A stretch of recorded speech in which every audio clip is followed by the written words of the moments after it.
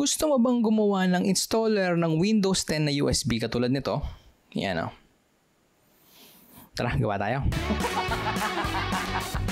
Gusto ko yan. Ang kinakailangan sa paggawa ng installer na flash drive, syempre, kailangan mo ng flash drive. Yung capacity ng flash drive ay dapat 8 gig pataas, pero i-recommend kong 16 sana kasi habang tumatagal lumalaki rin yung size ng mga installer. Pero kung meron kang 8 gig dyan, pwede naman, sana. Sana by the time na nakita mo tong video to, kasya pa yung 8 gig. Anyway, kung wala ka namang flash drive, maglalagay ko ng Lazada or Shopee or AliExpress link dyan sa baba. I-click mo lang para ma-check out mo. And then, kailangan mo rin ng extrang laptop or computer kasi meron kang program na kakailanganin para gawa ng installer. Kaya gagawin natin, lipat muna tayo sa computer natin. Sa device natin, magbubukas tayo ng browser, either Google Chrome, Mozilla, or Microsoft Edge kung saan ka man mas komportable. Kailangan magda-download tayo ng Windows 10 or Windows 11 installer. Syempre, i-search mo lang ito, Windows 10 installer. Pumunta ka sa official website ng Microsoft. Ito. Click mo lang yan, download Windows this image. Sa website, hanapin mo lang tong Create Windows 10 Installation Media. Click mo yung download now. Ito yan. Click mo lang, yes mo lang yung lalabas na prompt dyan. Hintayin mong lumabas to. Pagka-load, i-click mo lang tong accept. May makita ka ditong upgrade this PC now or create installation media. Click mo lang yan, tapos click mo yung next. Click mo ulit yung next. Mamimili ka ngayon kung USB flash drive ba or ISO file. Kapag USB flash drive, pwede naman to. Click mo yung next, tapos i-click mo yung flash drive mo. Pero mas preferred kong gamitin tong ISO file. Click mo lang yung next. Gawa ka dito. Yan, Windows 10. And then save mo.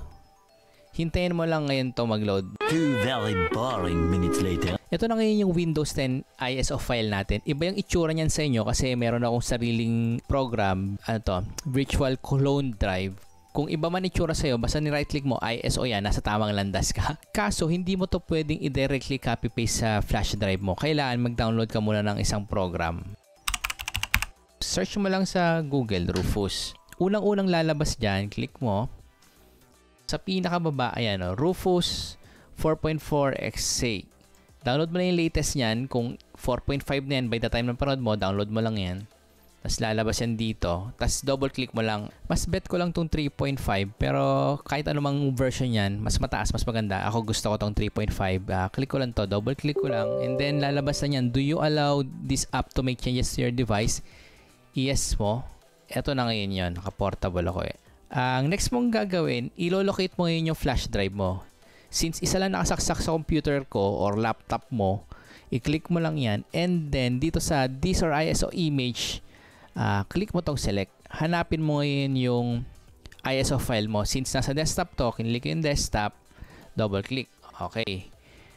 Meron ka makikita ngayon ditong partition scheme, GPT or MBR. Kung medyo luma-luma yung laptop mo, ang gagamitin mo, MBR. Kung medyo bago-bago, i-click mo yung GPT. Meron pang mga tutorial dyan, mas detailed tutorial tungkol dito. Pero for the sake lang ng tutorial na to at para magawing mas simple, ganun lang yung pinakamadaling explanation dyan. Since medyo bago-bago yung laptop na installan ko, i-GPT ko, and then i-click ko yung start. Warning, all data on device will be destroyed. So, click continue, okay mo lang. Buburahin niya ngayon lahat ng laman ng flash drive mo. Hintayin mo lang matapos tong status. Few moments later. Ayan, after 9 minutes na install na rin yung Windows 10 sa flash drive natin. So, ang gagawin natin ngayon, kunin natin yung flash drive tapos i-try natin kung gumagana.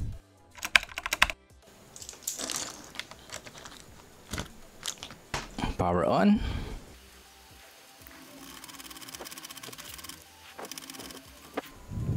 At meron ka na ngayong installer na flash drive para sa laptop mo or para sa computer mo. Madali lang, di ba?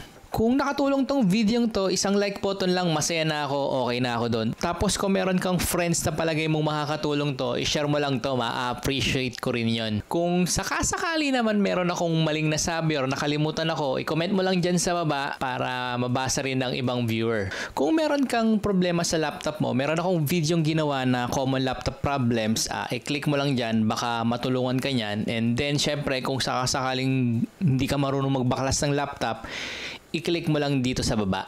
At hanggang dito na lang muna ako. Kita tayo sa susunod kong video. Paalam.